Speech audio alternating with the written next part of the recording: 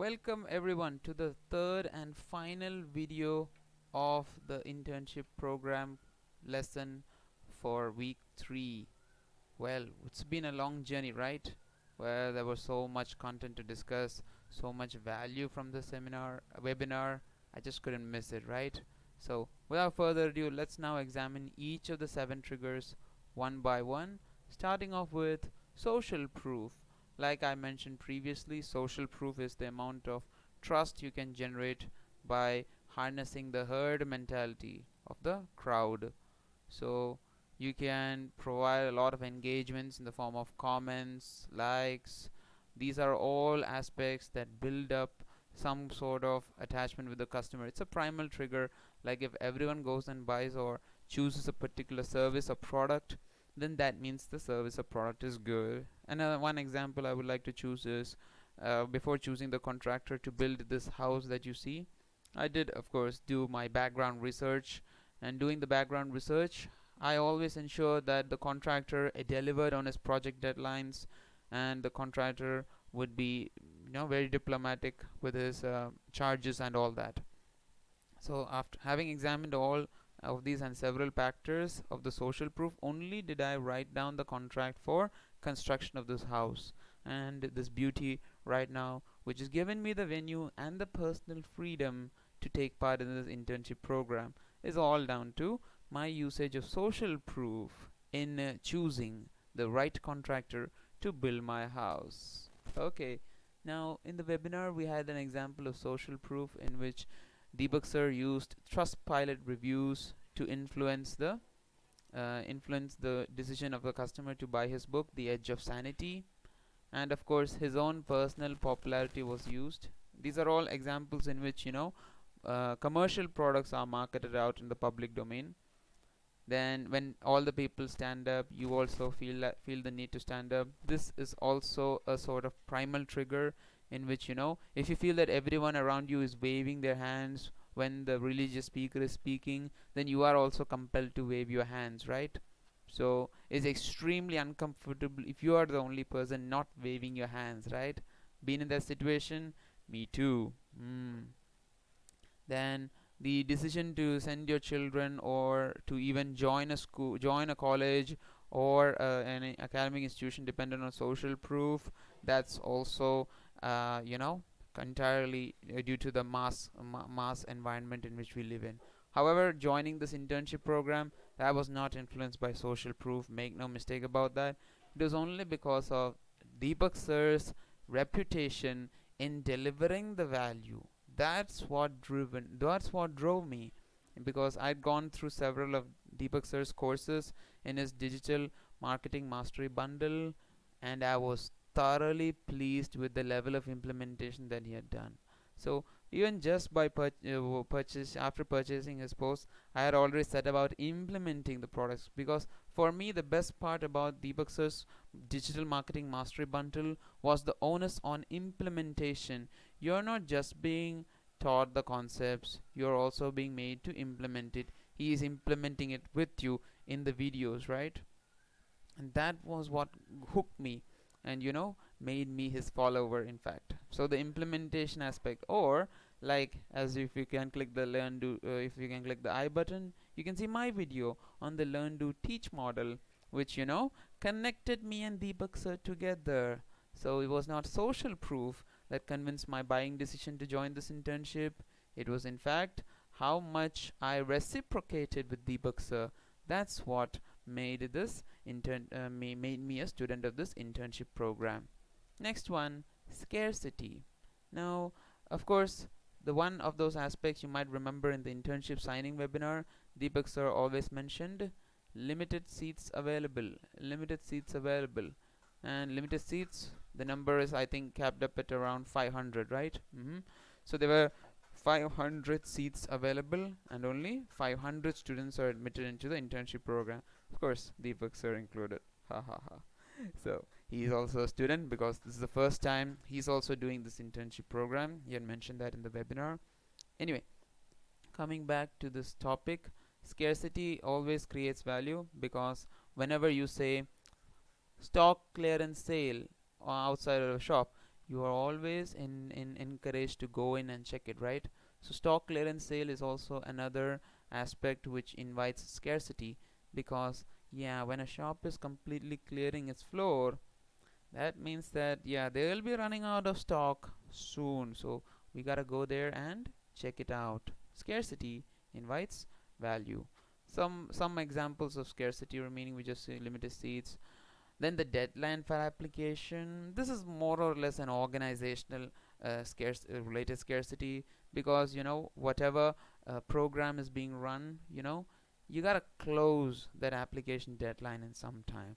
It is a form of scarcity, but it is more or less on the side of the organization that is conducting the program, which is more worried about the scarcity aspect, because they don't want to be overwhelmed with too many applications. They want to give interested applicants a window, and then they will freeze the application process after a certain number has been reached. Just like what happened here in the internship program, the number of seats were restored to just 500. And limited first row seating, you can find this example most probably in seminars, in which you can only accommodate a certain number of people, right? But then you're going to sell a few tickets at a premium rate, and you will offer some bonuses to the premium rates, like you can take a selfie with the speaker, you can have 10 minutes of one 10 minutes to ask one question with the speaker. So these are all aspects that are used in venues or in presentation seminars, where you can actually interact live with the speaker. Those are all aspects in which scarcity is used a lot. Yeah, seminars, I was just looking for it. Webinar is always coming to my mind, because this PDF is sourced from a webinar. So webinar is the first word that comes whenever we look at this slide. The power of scarcity. Now this is more like how much profit were earned from a webinar. So I don't know how the slide can connect with the power of scarcity. Now reciprocity. Reciprocity, in which what I felt was, how I connected with Deepak sir when I signed up for the internship. But Deepak sir presented it in another fashion during the webinar. The If they are giving something, we have to return something. The obligation to return. Now this is a very fundamental primal trigger. I had never thought about that before. So the obligation to give back is a very powerful primal trigger that is influenced by the reciprocity model. How much you give back, that's what's called as reciprocity. So here you go, give and take, exchange your gifts. Baskin Robbins, not a big ice cream guy, so never worry about that. Then this is more to do with, I'm guessing, say the bonuses that you are giving when you are selling a product. The bonuses that you give when you're selling a product, you are influencing the mind of the lead to give back. Okay, since you're giving me so many bonuses, the mind of the yield will return by buying the product. So you're returning back to the salesman by investing in the buying of the product, or the buying decision is influenced by the reciprocity aspect of the sales presentation. Yeah, let me just type that down. Wow, that was a good sentence, right? The buying decision is influenced by the reciprocity of the sales presentation. Buying decision is influenced by the reciprocity of the sales presentation. Awesome, right? I didn't even think about that. Well, fascinating indeed. Oops, I'm sorry guys, it just came out in blue. Let me just try change the color to white. Yeah, the text has come, but the text has come in blue. My bad.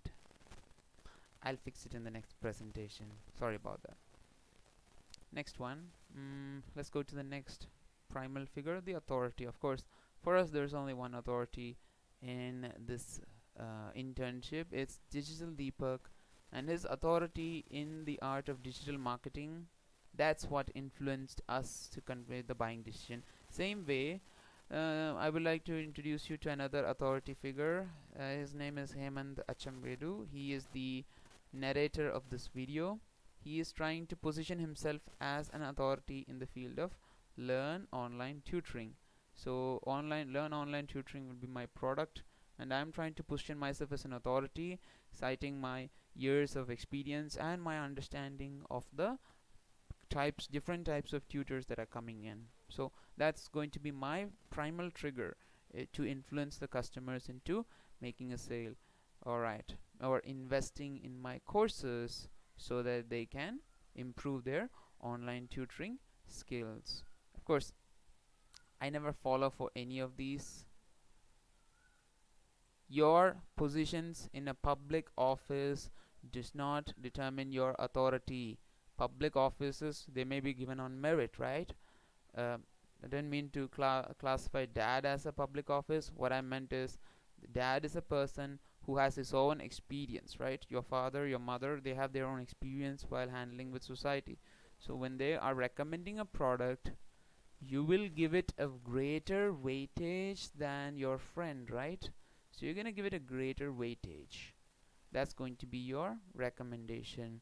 And then when a public office figure is going to say it, my recommendation to all of you, whenever somebody who holds a public office will recommend something, always take it with a pinch of salt.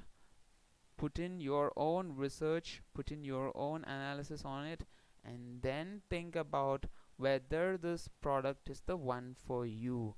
So that's how you should arrive at your buying decision whenever you analyze the information that someone from public office is bringing it to you.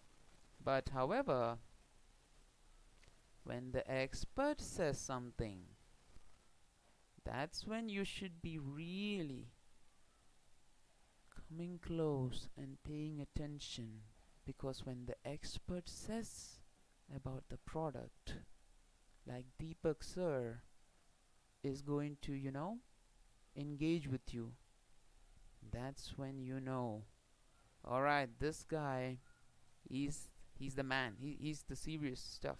He's bringing the serious stuff to the game. And how you create authority? Social proof is one of the best ways to create authority. Of course, the mandatory 3-minute break that happened, but I don't know when this break happened, because somewhere along this slide deck I slept off. So I had to revise the slide deck and watch the video once more, and then I'm coming back to make this video presentation. Alright then, let's come back on track. So the commitment, how much commitment that you give, that's how much commitment they'll give. So this again has to connect with reciprocity for me.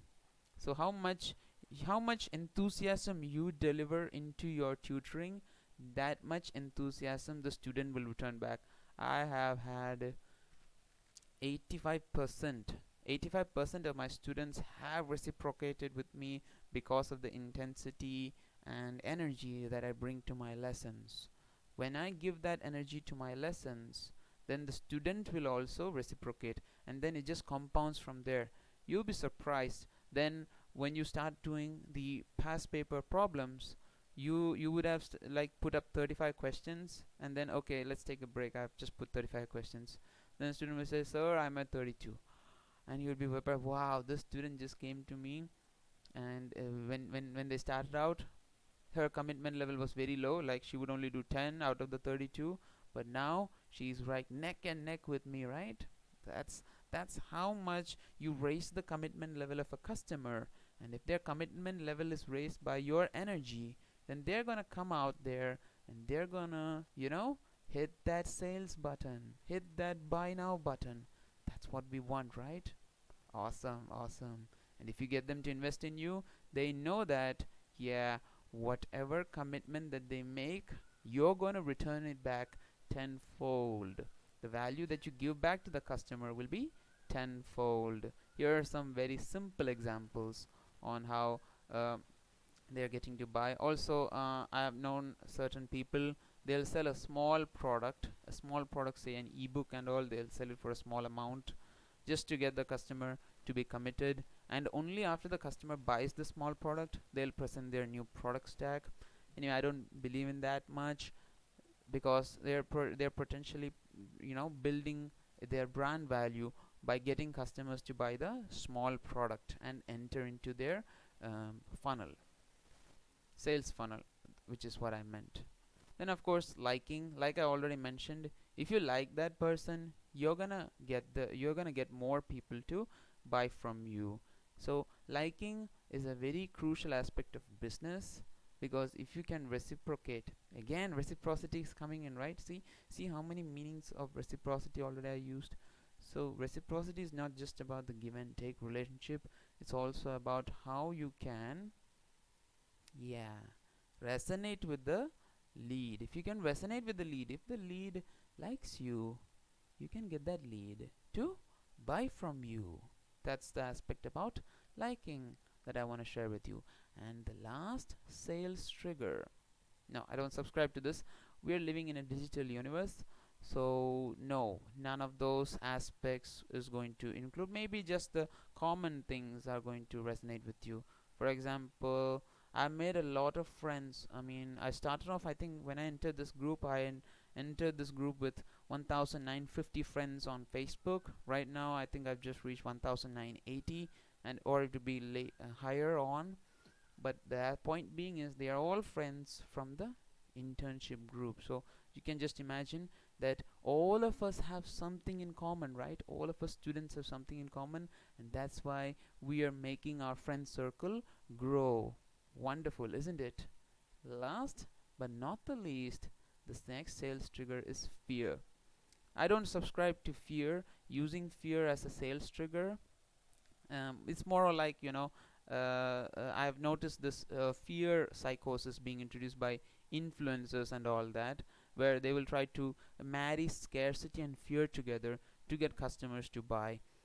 That's something that I won't do. I would maybe project a limited model of scarcity, because remember, my profession, I'm trying to build value, so I can get customers to sign up for me by projecting my value.